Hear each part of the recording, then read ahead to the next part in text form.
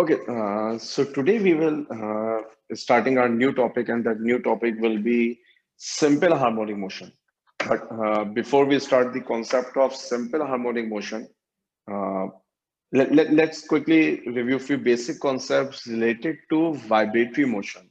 See, when you talk about motion, you can classify motion into number of categories. Quite possible you remember.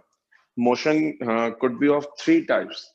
It could be linear motion. Linear motion means straight line motion. It could be circular motion. Circular motion means motion in a circular path.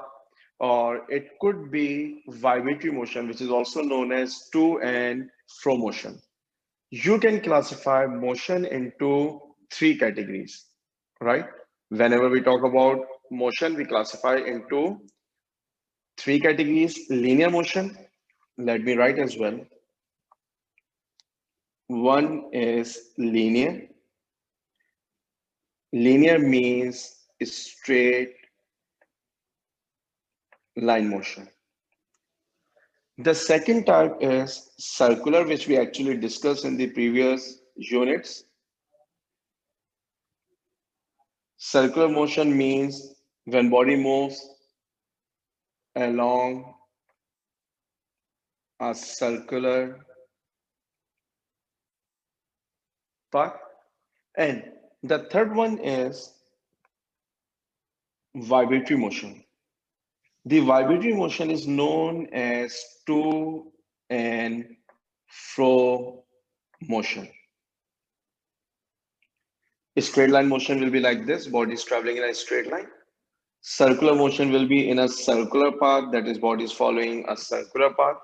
And to and fro motion means vibratory motion, just like motion of a pendulum, that the bob of the pendulum is going from A to B once, and then from B to O, and exactly in the center, we will be having a mean position. So you can classify motion of an object into three categories. You can classify motion of an object into three categories. It could be a straight line motion, it could be motion along a circular path, it could be a vibratory motion. Let's talk about vibratory motion. If we talk about vibratory motion, what we actually know about vibratory motion, it is the to and fro motion. It is to and fro motion. For example, this is a rigid or fixed support. We took a string, connect one end of the string to that support, and then connected a mass to it like this. Whatever is in front of us is actually known as pendulum. Whatever is actually in front of us is known as pendulum. This is center of the bob, which is known as center of gravity. If you measure the distance between the point of suspension, this point, and the center of gravity, this distance is actually known as length of pendulum. This distance is actually known as length of pendulum. So let me mark it as length of pendulum. I'm calling it L. So remember the rule. Length of pendulum is always from center of the bob, center of the mass to the point of suspension, right? Second thing, if I hold this bob and move it to one extreme, let's say I move this object to right. So what I'm doing, I'm just taking this pendulum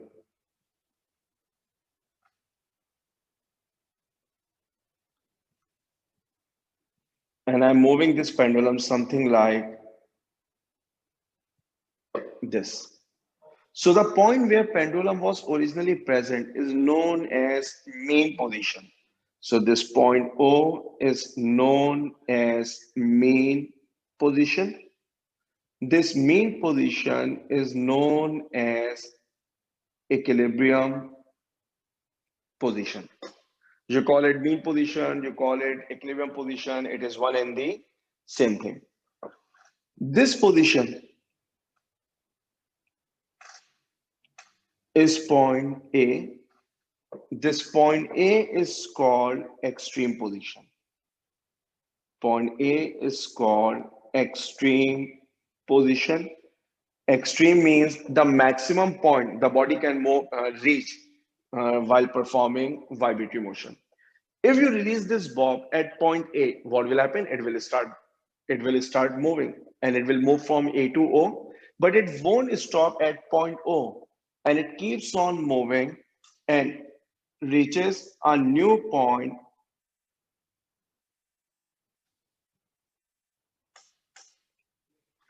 Let's say that new point is basically point A. That new point is actually point A, so in fact B.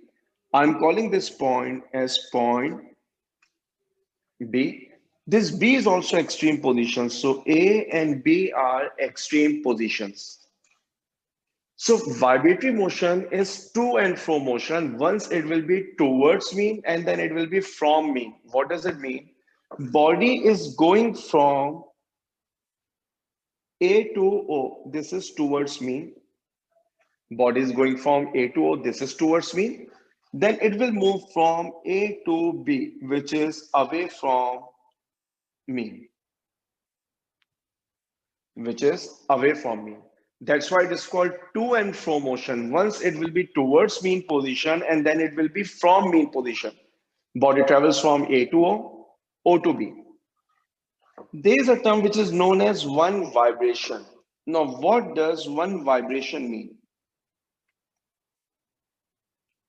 One vibration means one complete round trip. One vibration means one complete round trip.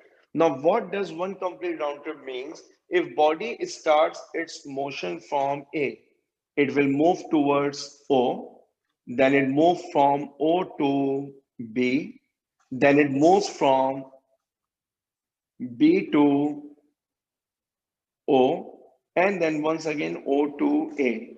The point from where body actually started the motion is the point where body is actually completing the motion. That's why it is called one complete round trip. Complete round means the starting and ending points need to be the same. So if you look at this scenario, you can say A is the starting point and A is the ending point as well. So we can say that bodies going from A to O, O to B, B to O, O to A, start and end are the same. So this is one complete round trip.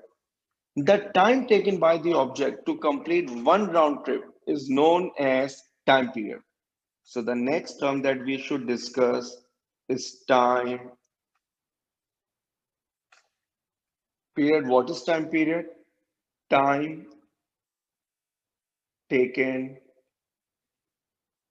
to complete one vibration. It is denoted by capital T. Its SI unit is second, which is written as small s, or even you can use SEC, it doesn't make any difference. So time period is denoted by capital T, its unit is second. How will you calculate? Time period is given by total time.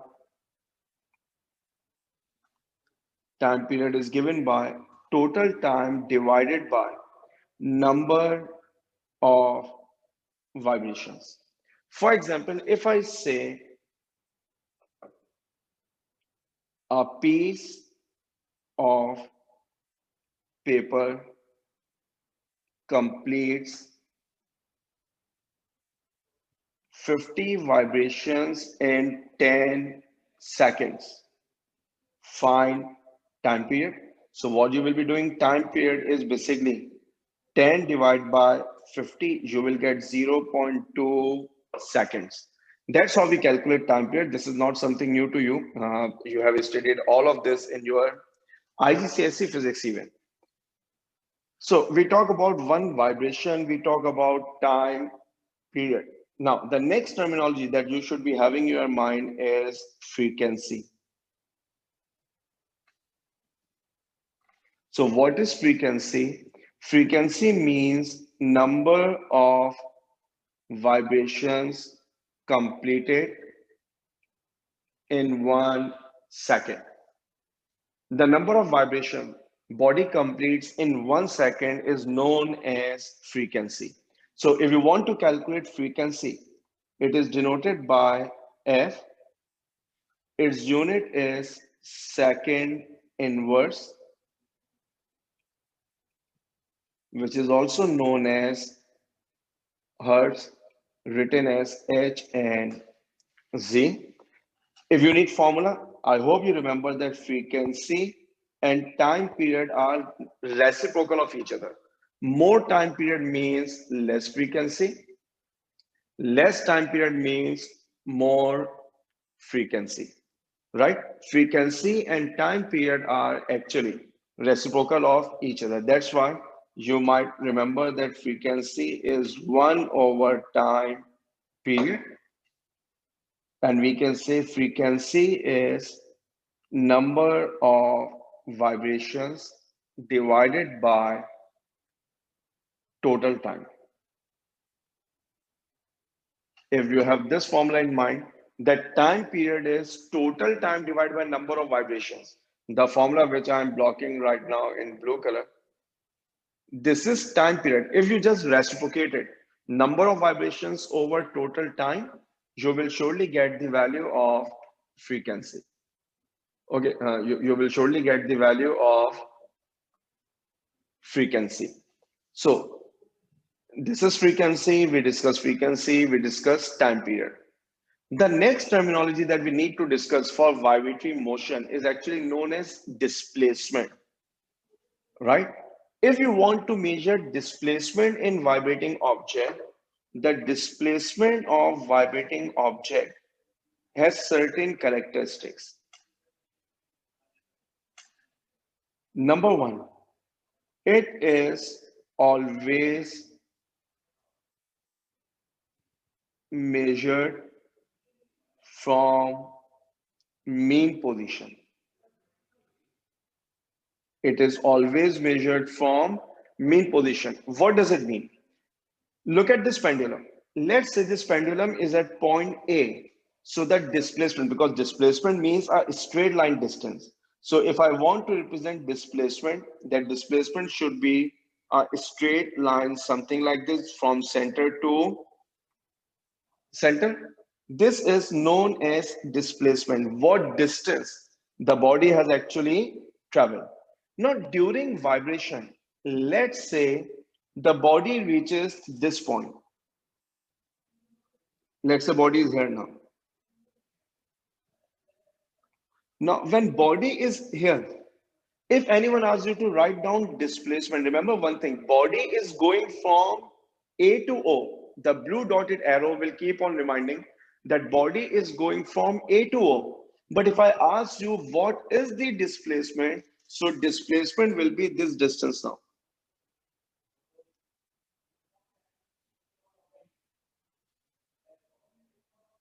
Displacement will be this distance now. Why? Because displacement is always measured from mean position. What does it mean? It means that when body is at mean position, when body is at mean position, the displacement will become zero. The displacement will become zero, and this statement is valid only if we have this belief that all displacements are always measured from mean position. So when body is at mean position, displacement will become zero. If body is at extreme position, if body is at extreme position, so at extreme position, the displacement will acquire its maximum value, which is denoted by x naught, and this x naught is actually known as amplitude. This x naught is actually known as amplitude. So for example, if you look at this diagram, let me change the color of this pink line. Let's say make it violet, purple, indigo, whatever you want to like to call it. This purple line is actually the maximum displacement. So that maximum displacement is actually known as amplitude. So related to vibratory motion, what we need to remember, when a body performs vibratory motion, displacement is the characteristic which is always measured with reference to mean position. Displacement is always measured with reference to mean position, right? Second thing, if body is moving either right to left or left to right, no matter what, in what direction body is traveling, remember one thing, that displacement we will always measure with reference to mean. Body is going from A to O or body is going from O to A. We don't care this thing. All we need to do, always measure displacement with reference to mean position. So when body is going from A to O, displacement is actually decreasing. And when body is going from O to A, displacement is actually increasing. How many of you are actually getting this point? That when body is going from A to O, displacement is actually decreasing. And when body is going from O to A, displacement is actually increasing, right? We should have this point in mind when displacement is increasing or when displacement is decreasing. Now, second thing, we have to discuss a special type of vibratory motion. That special type is actually known as simple harmonic motion. The topic that we are going to discuss is known as simple harmonic motion. Now, what does simple harmonic motion mean? Let's consider a case.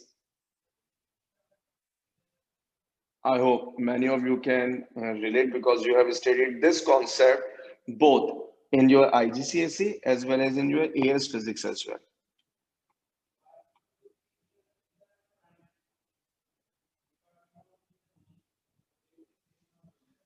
I took a spring and I connected that spring one end to a rigid support and I connected a mass to this object and I connected a mass to this object. So it will appear something like this. This is the spring. I connected a mass to it. Mass is M. The point where mass is kept, this is called mean position, that is point O. Now, what I want to pull this object to a new position. I want to pull this object to a new position. Let me copy it so that we can discuss easily. So pulling this object means the spring will stretch, the spring stretches,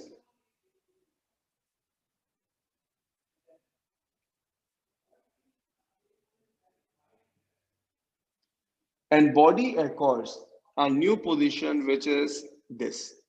So mass will stay same and this point is called A. Now what I did, I released the object. Now when I release the object, what will happen? The body will move from A to O, but body won't stop at O. It keeps on moving towards a new position. And what will be happening at that new position? The spring will stretch,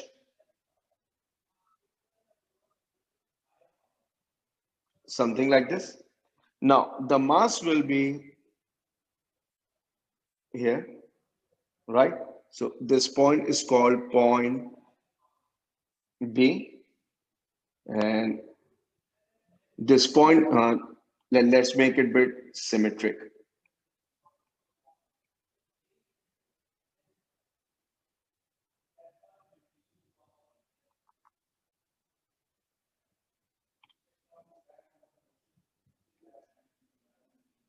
I'm just making it symmetric, so it is not essential. Even if I tell you this is symmetric, you will believe. But it's better to make it symmetric. 1, 2, 3, and 4. Mass will be connected like this. This is N. So now what you will observe in this entire scenario, if you want this object to move towards A, what we need to do? If any one of you can answer. If I want this object to move towards A, what I need to do?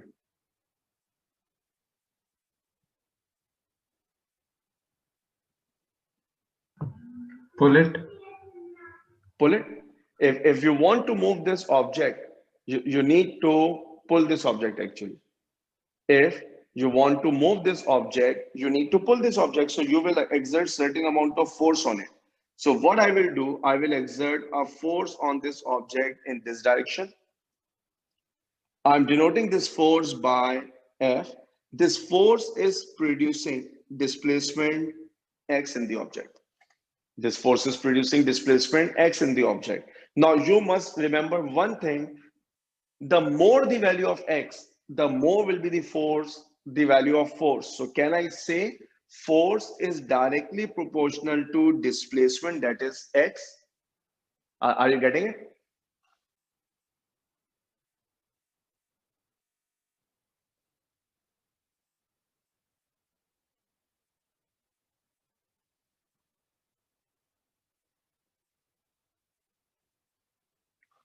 The more the value of X, the more will be the value of force. Because if point A is not located here, point A is, let's say, at this point.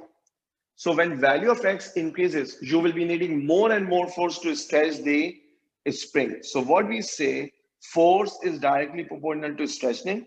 When you convert proportionality into equality, you need to put some constant. That constant is denoted by K. And I believe all of you know what is this K. If any one of you wants to explain. Yes, what is this K? Spring constant. Spring constant.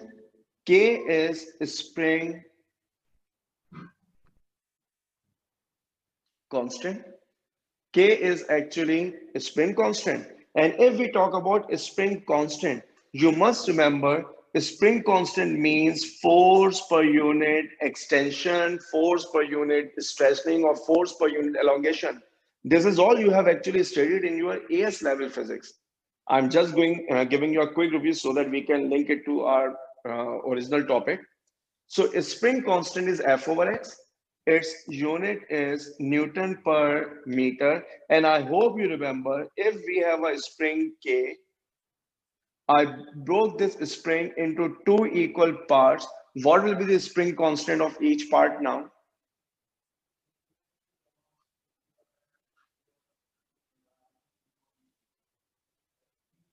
It's a question. I'm waiting for your response.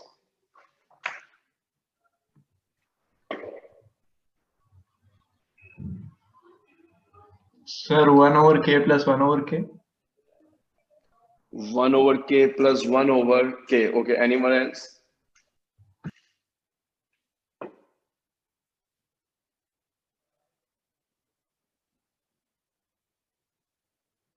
Yes.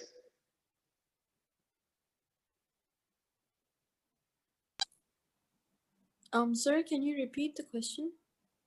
My question is, I have a spring whose constant is K, right?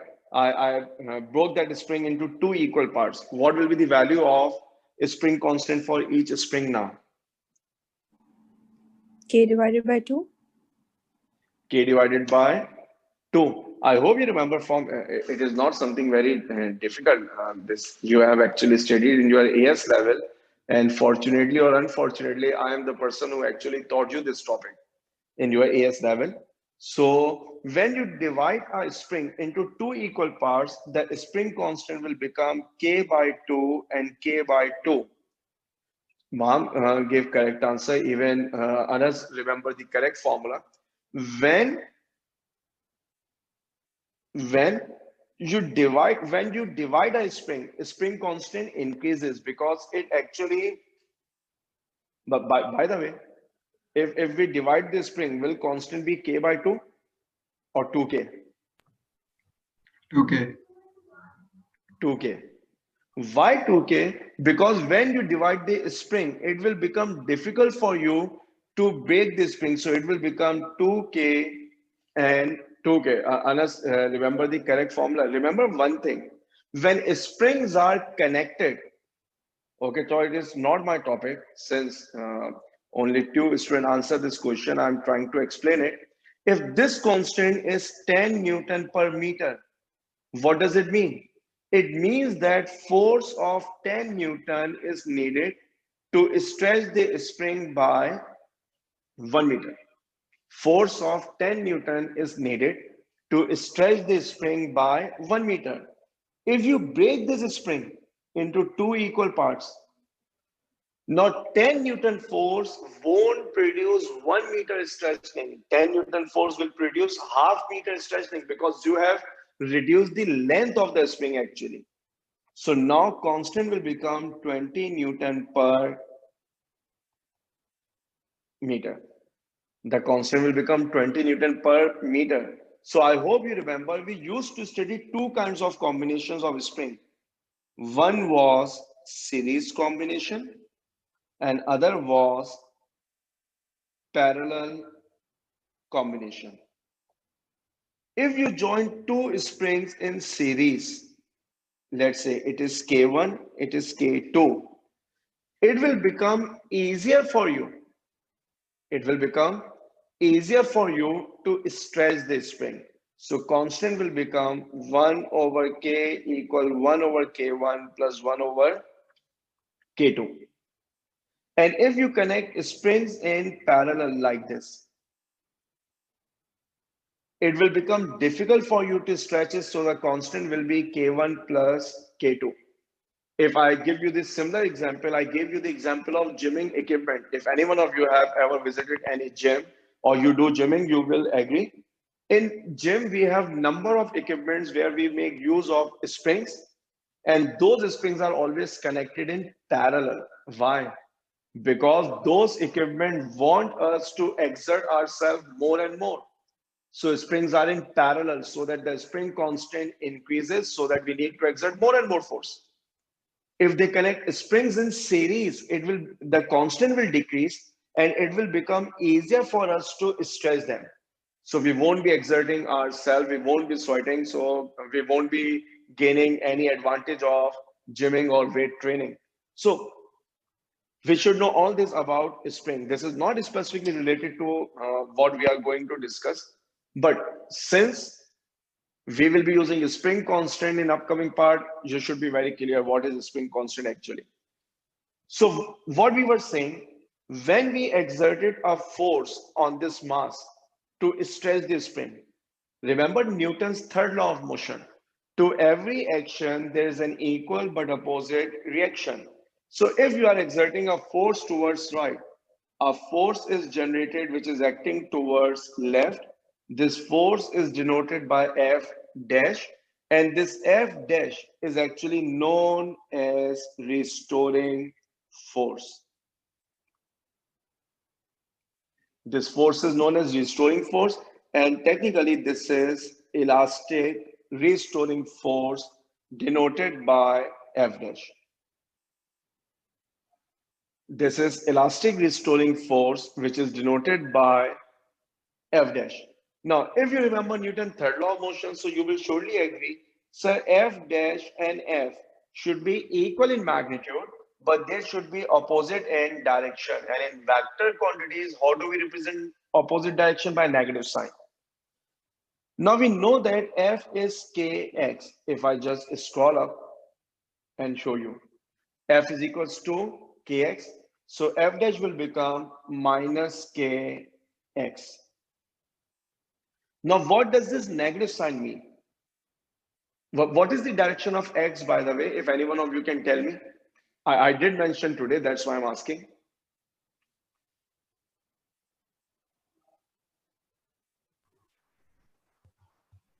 Yes, what is direction of X? What is direction of displacement? From the main position? To the left. I mean, from mean to where? Main to extreme? Mean to extreme. Displacement is always directed mean to extreme. So if you look at this diagram, you can say the direction of displacement. Let me use some different colors so that you can see. Displacement is mean to extreme like this.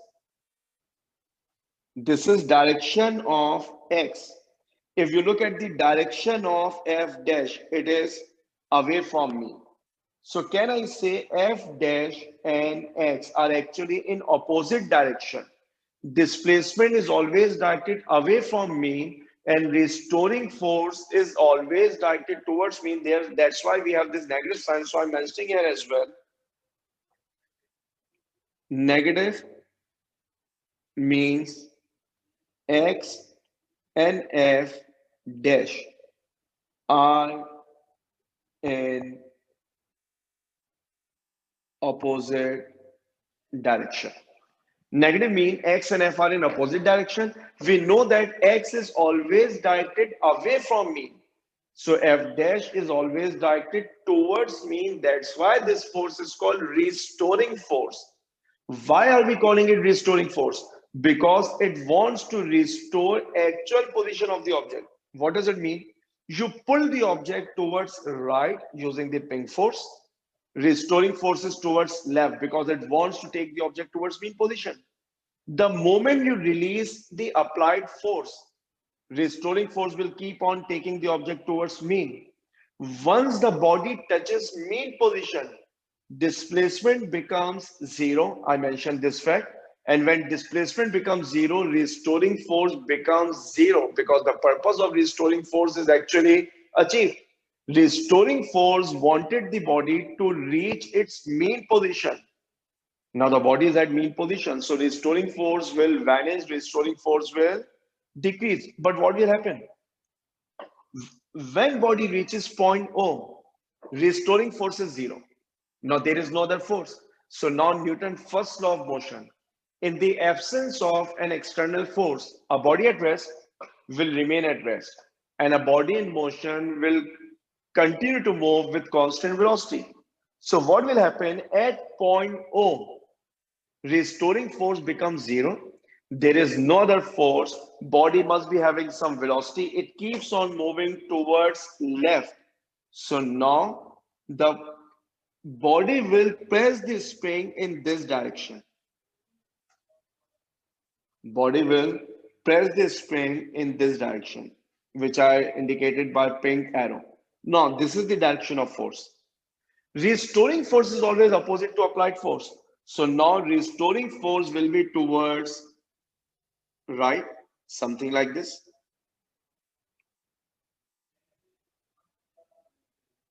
Something like this. This is F dash. That's why I said restoring force is always towards mean position. That's why it is called restoring force. Are you people getting this idea that no matter what, restoring force is always towards mean position and it is always opposite to displacement? Those who are getting it, they may raise their hands.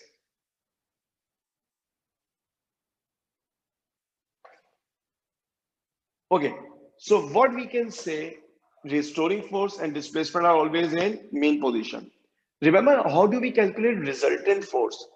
Do we have any formula to calculate resultant force?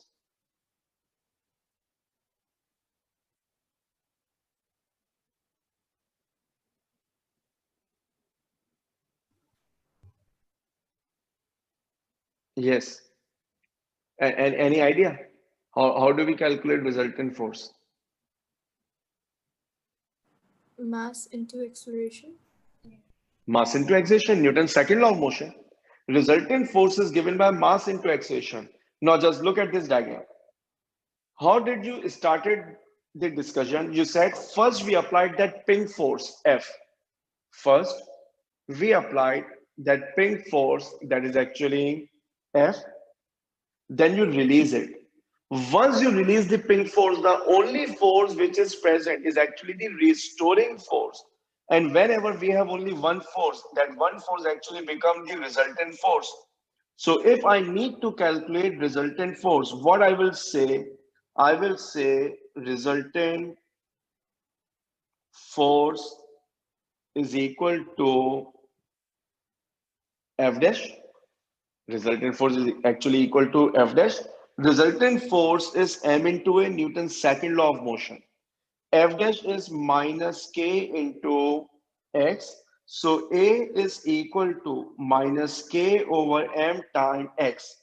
Now look at this value of k and look at the value of m. During vibration, what do you feel? We have total three parameters on the right hand side, k, m, x. What do you think? Which one will actually change? Displacement. X. Displacement. Because k is constant, m is constant. The only factor that can change is displacement.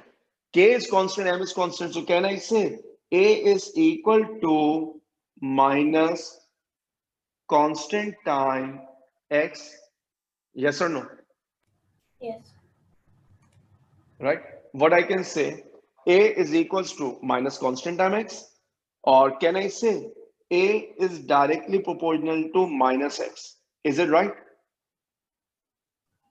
Yes.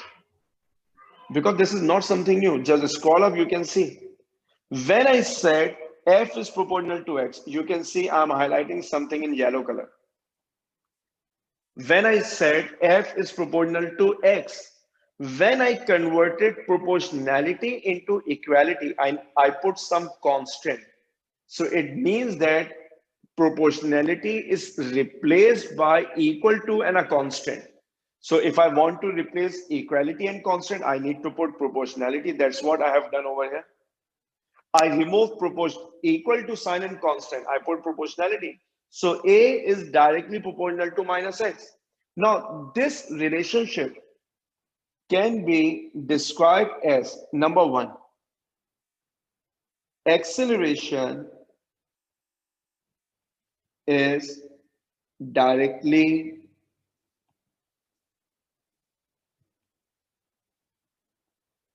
proportional to the displacement from mean position, number one.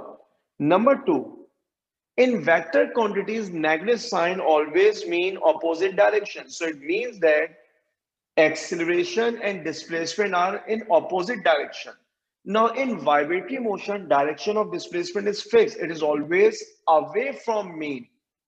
If acceleration is opposite to it, can I say acceleration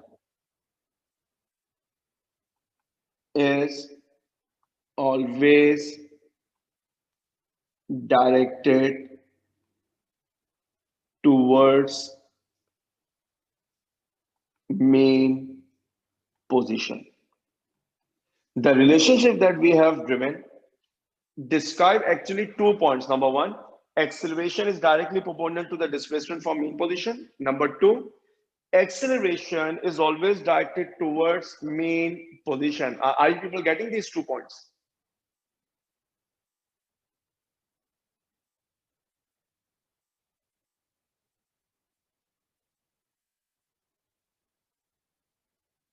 Yes, Mira. Are you confused? Okay. So, and it makes sense. Why? Because force and displacement are opposite direction. Remember, direction of acceleration is same as the direction of force. Direction of acceleration is always same as the direction of force. So if force and displacement are in opposite direction, then acceleration and displacement are again in opposite direction. Because this acceleration is produced by restoring force, Since restoring force is always towards mean position indicated by the purple arrows in the diagram, if restoring force is always directed towards mean position, then the acceleration produced by the restoring force is also directed towards mean position. Any vibratory motion which satisfies these two characteristics, acceleration is directly proportional to the displacement from mean position and acceleration is always directed towards mean position, is known as simple harmonic motion. Any vibratory motion which satisfy these two conditions, which I just blocked, is known as simple harmonic motion. So let me mention here as well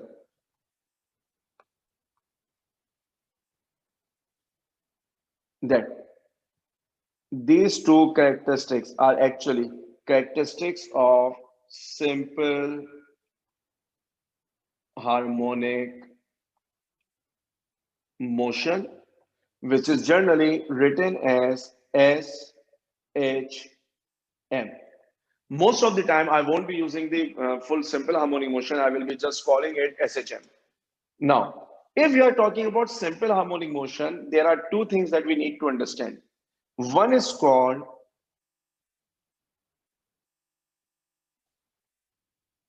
characteristics of simple harmonic motion. If in an exam they ask you what are the characteristics of simple harmonic motion, so characteristics of simple harmonic motion is exactly what we have studied here. So let me copy here as well.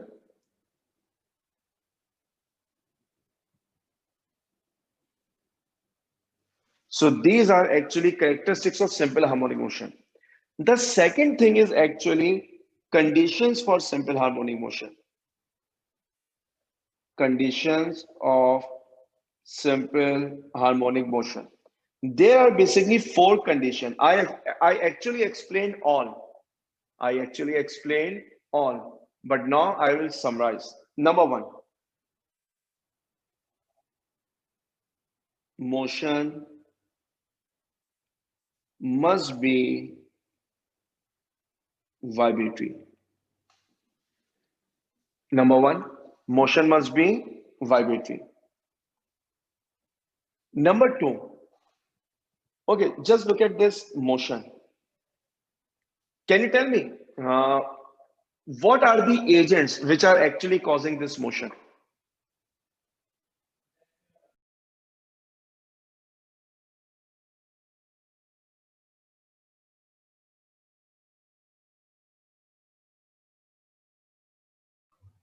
The force that we applied in the beginning.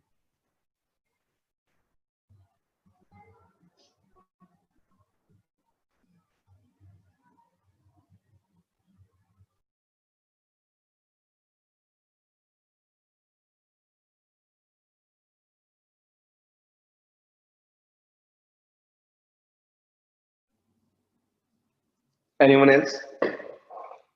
Can you tell me? This mass M constantly keeps on moving from left to right, right to left, left to right, right to left. What are the agents which are actually responsible for this motion? Anas said this is the force applied. Anyone else? Yes, Mahamsur. No loss of energy. I mean, No loss of energy. Okay. Yes, Hania, Miram, Samar. Just think why this vibratory motion is occurring. I mean, what are the agents which are actually responsible for this vibratory motion from A to B and B to O? Now, I actually made this question a bit easier for you. What are the agents which are responsible for motion from A to B and B to O? Think again. I believe many of you can answer it. the restoring force. Okay, good. One is restoring force, but restoring force is responsible for A to O and B to O because it is always towards mean position. So there must be some other agent which is causing the other motion, that is from O to A and O to B? Think, you can surely answer. Sir, the mass attached. The mass attached, okay. It is close actually. It is not correct answer, but it is something related to mass.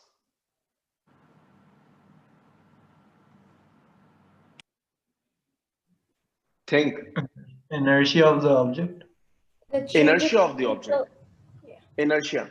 See, why inertia? Just look here, you will surely get the idea. Body is performing vibratory motion from A to O, O to B, B to O, and O to A. Restoring force is always directed towards mean position. So A to O is because of restoring force. B to O is because of restoring force. But once the body reaches the mean position, remember what I said? When body reaches the mean position, restoring force becomes zero.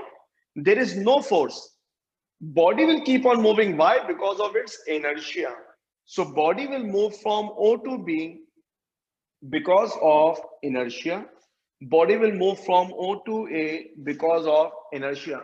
So the entire motion is actually caused by two agents. One is restoring force and other is inertia. Is it making sense now?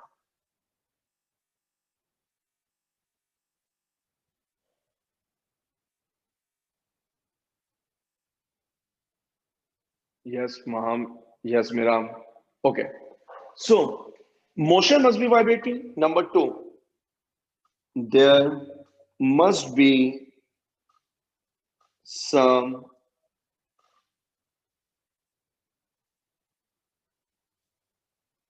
restoring force. Number three, system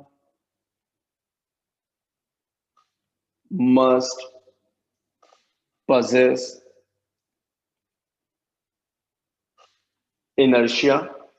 Now, last thing, can you tell me which force we actually ignored during the motion? Now, before you say F, the pink one, this pink is not involved in the motion because in motion is from A to B, B to O. This F is not involved during the motion.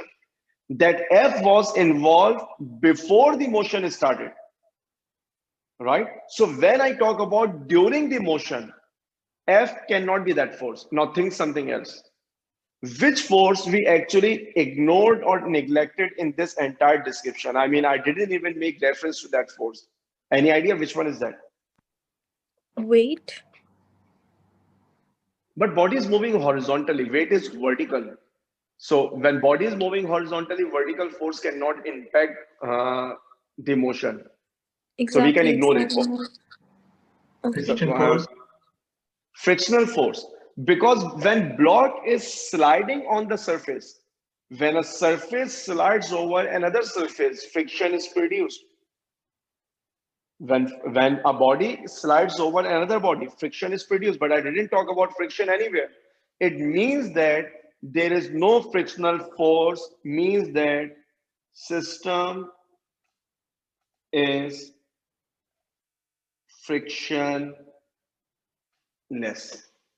If you say so, you didn't mention weight, you didn't mention normal or contact force. The thing is, contact force or weight are along y-axis. Motion is along x-axis. The force which is along y-axis cannot impact the motion which is along x-axis. So if a body is moving along x-axis, this force won't be having any impact on this motion. I hope you remember we discussed something like this while discussing projectile motion. Remember, in projectile motion, horizontal velocity always stays the same because weight is the only force over there and weight is along y-axis. Anyways, so this entire motion is because of two agents. One is restoring force, one is inertia. The system should be frictionless. If you say that motion is simple harmonic, it should satisfy these two conditions. In fact, these two characteristics. And obviously, it will be following these conditions as well. Okay, so whatever I have explained, let me show you if I can. Okay. If you have any confusion, any doubt related to it, you may ask. You may ask. Otherwise, we will proceed. I'm giving you 2 to 3 minutes to think whatever I have explained, and then we will proceed. In exam, if they say what is simple harmonic motion, so any vibratory motion whose acceleration is directly proportional to the displacement from mean position, and acceleration is always directed towards mean position, that vibratory motion is actually known as simple harmonic motion. So this is our introduction for simple harmonic motion. If any one of you have any confusion, you may ask. I'm giving you 2 to 3 minutes to think over it. Otherwise, I will proceed. Sir, I'm confused about the second point for the characteristics of SHM. Acceleration is always directed towards mean position. Yeah. Okay, Because- that's why I'm giving you 2 to 3 minutes. Just go through everything. Even if your confusion remains there, I will surely explain.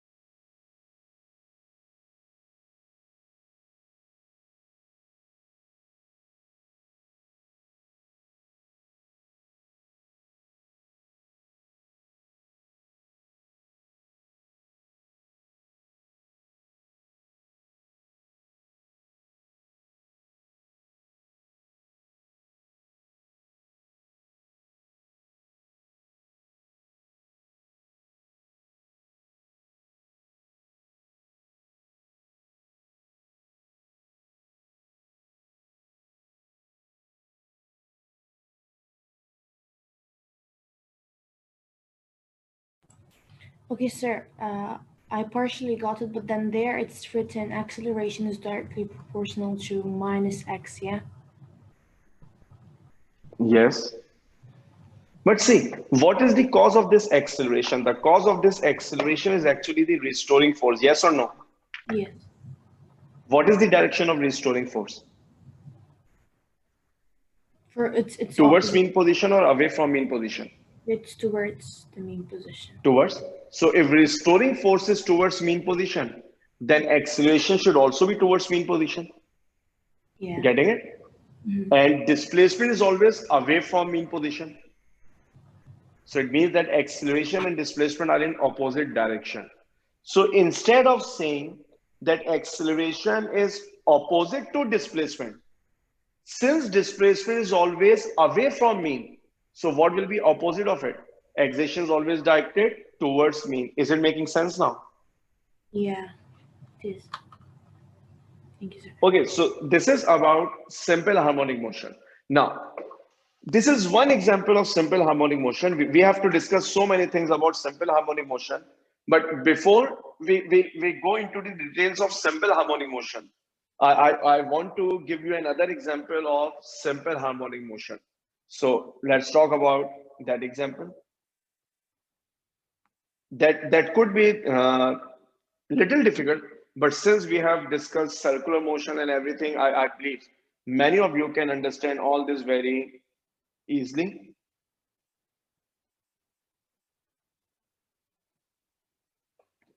Let's say this is a rigid surface. We connected a spring to it. In fact, a string to it, and a mass is connected. This is the mass. If I talk about length of the pendulum, so you will agree length of the pendulum is from point of suspension till center of the bob. So it should be till here, I believe. Yes. something like this. This is length of the pendulum, L. What I did, I hold the bob and move it to the new position. So bob is here now.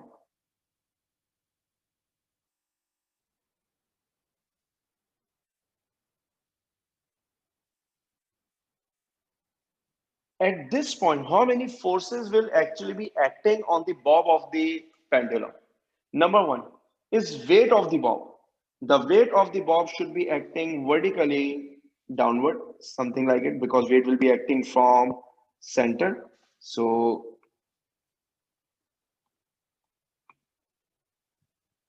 it should be something like this.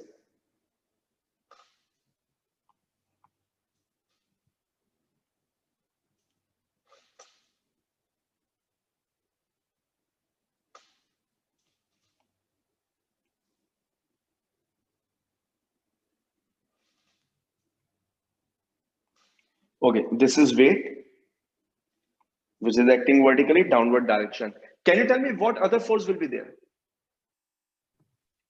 Tension in the string. Tension in the string.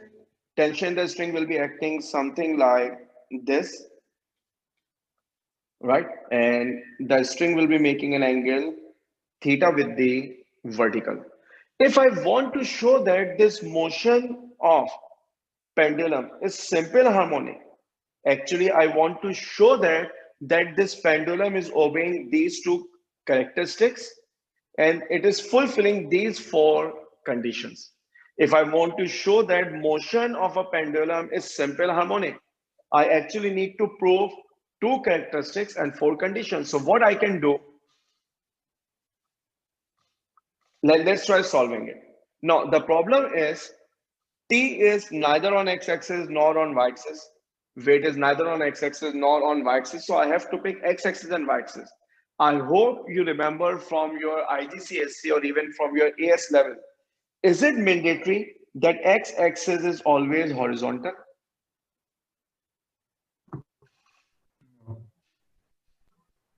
No, because I hope you remember when I was explaining you inclined plane in your AS level. I actually tried explaining this idea. Every first line drawn on the paper is axis of x. It is not necessary that x-axis is always horizontal. Every first line drawn on the paper is x-axis. The condition is actually for y-axis. Y-axis needs to be perpendicular on x-axis. So let's say this is my x-axis.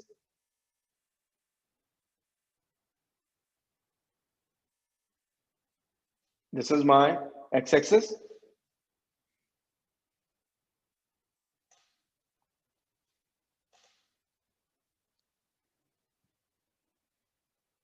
Let me make it a little better.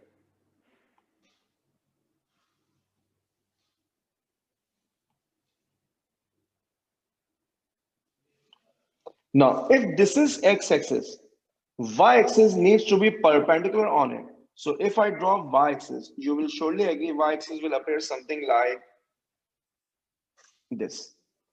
Y-axis will appear something like this. So you can say y-axis is actually along the string. Y-axis is actually along the string. Can any one of you tell me what is the value of this angle? Theta. Theta. Why theta? If I stretch this red line, it will appear something like this. So the red line and green line are actually parallel to each other. If they are parallel, this green line is transversal, so alternate angles are equal. So alternate angles are equal.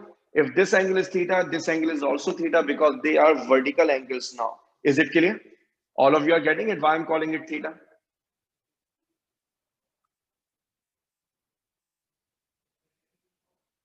Okay, that's good.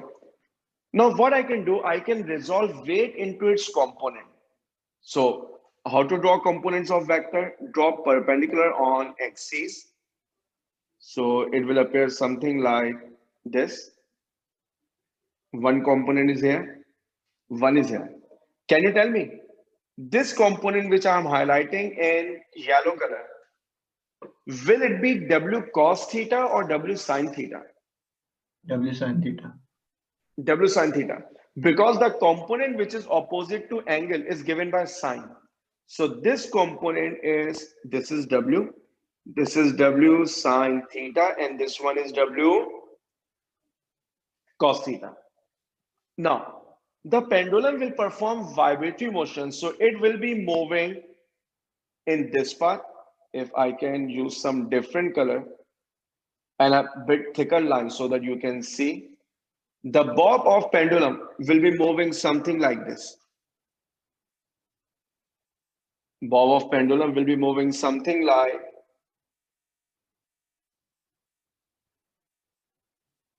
this. Okay, so there are actually two forces which are acting along y-axis. One is T and one is W cos theta. And there is no motion along y-axis. I mean, if I talk about along y-axis, along y-axis, there are two forces. One is T up along the y-axis. You can see. Other force is W cos theta down along the y-axis. Since bob of the pendulum is not moving along y-axis, what you can say, since there is no motion along y-axis, therefore T is equal to W cos theta. How many of you are getting this point? That along y-axis there is no motion, so T and W cos theta should be equal.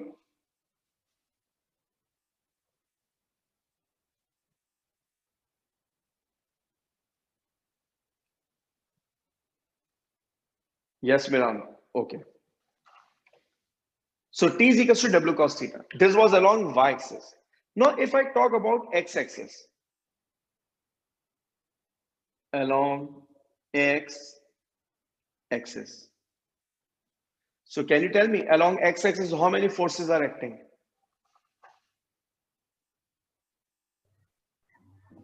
Only one. Only one, that is W sine theta. So you will say the only force which is acting along x-axis is one, which is W sine theta. Whenever we have only one force, that one force is actually resultant force. So resultant force equal W sine theta. Now just tell me one thing. Direction of W sine theta is towards mean position. If Bob is at this position, let's say Bob is at this point,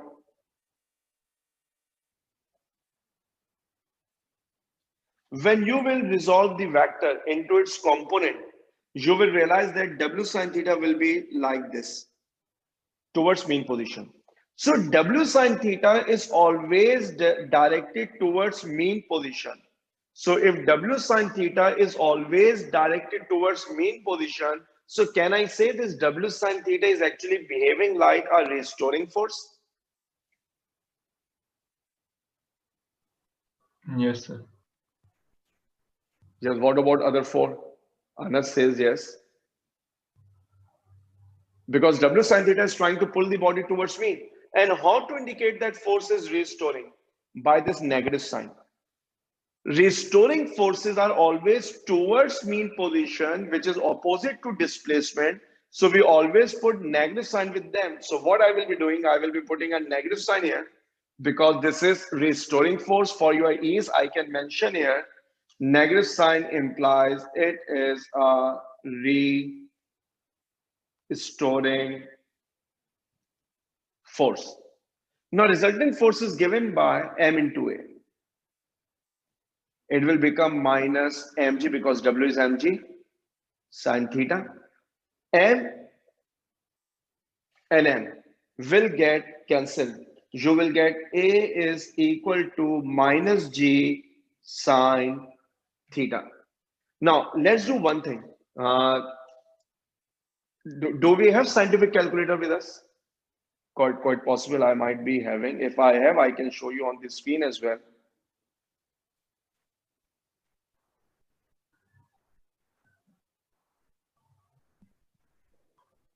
If you people have scientific calculator with you, just give me a moment.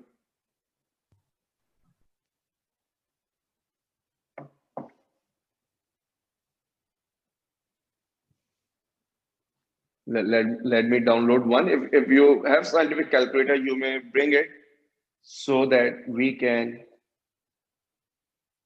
use it.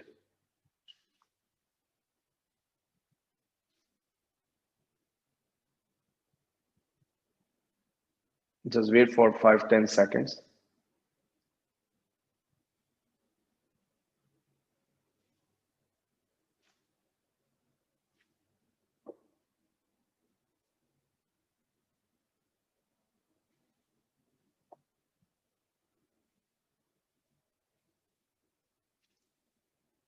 Okay, now see what we need to do.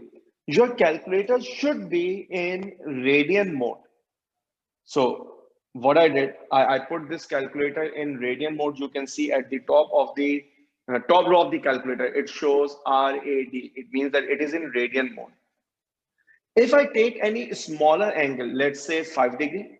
So first I need to convert 5 degree into radian. How do I convert? I hope you remember 180 degree is actually equal to pi radian. So if you want to convert 5 degree into radian, it should be 3.14 divided by 180 multiplied by 5. You will get 0.087.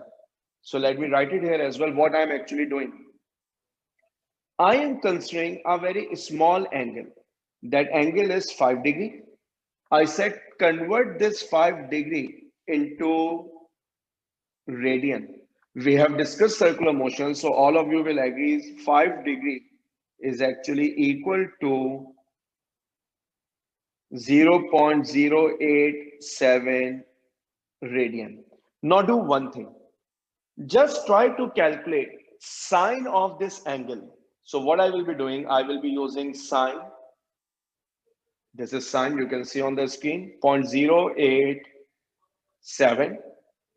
And then just press equal to sign and see what are you getting.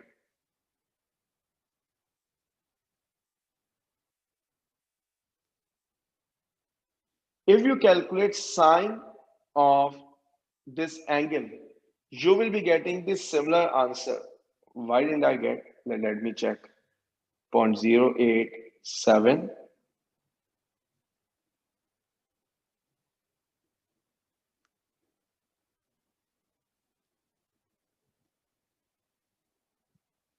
Now, can you see what I'm getting? 0.0868, which is actually 0.087.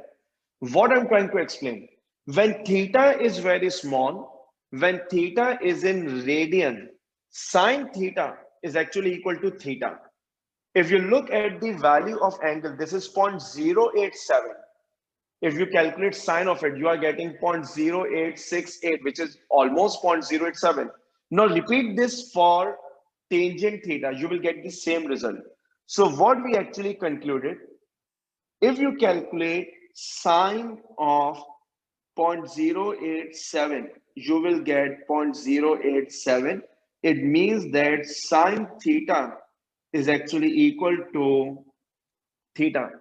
But this is valid only if theta is very small and theta is in radian. Whenever theta is very small and whenever theta is in radian, you can use this property that sine theta is equal to theta. Are you people getting this example?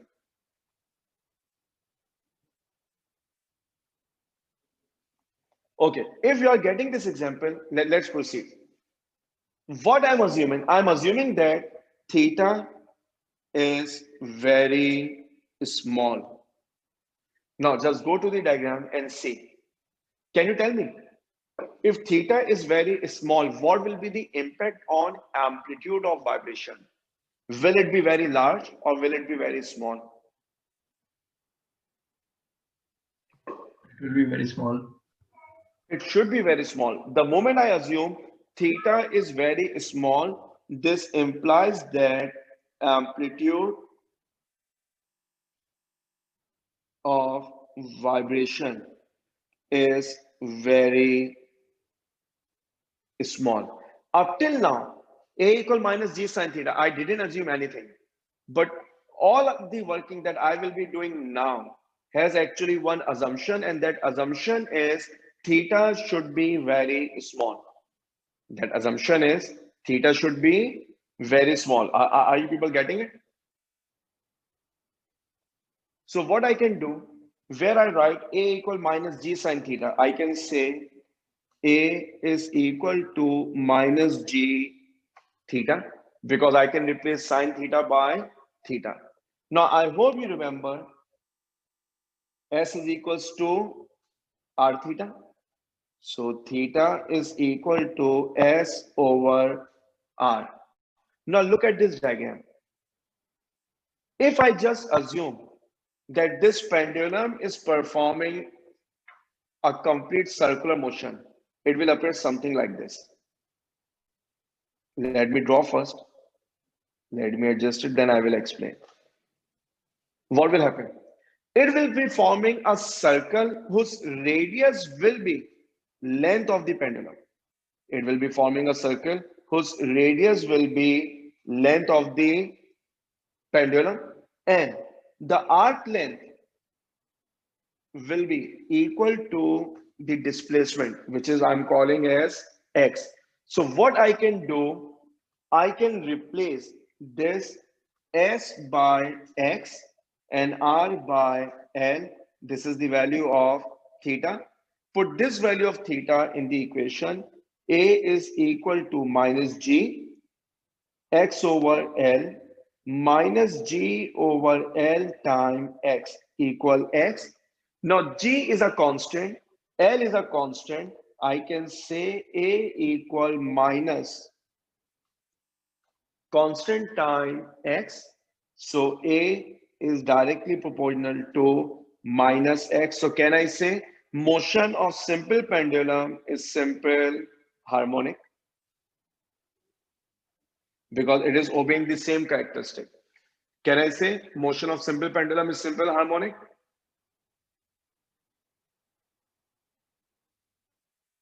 Provided that amplitude of motion is very small. So what we can say, let me erase this circle. The topic which we have studied is motion of simple pendulum is simple harmonic motion, provided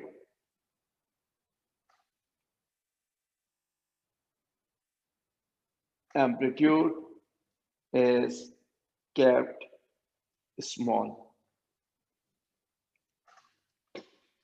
If you make the amplitude large, motion of pendulum will remain vibratory.